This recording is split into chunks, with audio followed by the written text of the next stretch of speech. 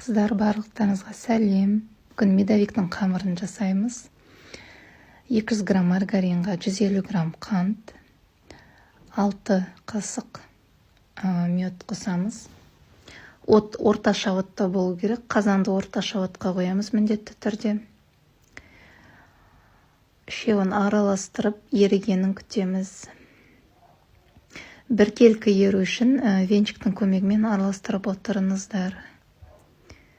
Сонда біркелкі ериді. Қаншама адам сохранить етіп қойыпты, бірақ қашан жасайды екен деген комментарийге жауап бергім келеді. Сохранить етіп қойып, бірақ жасамай жүрген қыздар, бүгіннен қалмай жасаңыздар. Шайға өте керемет дәмі. Кез келген крем қолдансаңыздар болады.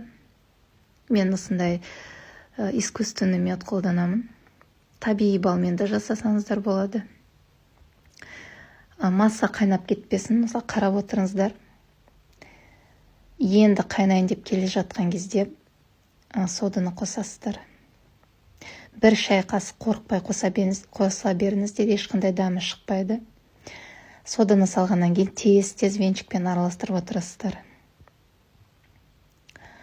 Осындай масса шоу керек. Шыққан массаны бөлек ыдысқа құйып суытып аласыздар. Суыған массаға 2 жұмыртқа салып, онды біртіндеп постепенно салып, жұмсақ қамыр жасайсыздар. Алдыңғы видеоларда бәрі көрсетілген. Қамырды 1-2 сағатқа холодильникке демалуға жібересіздер.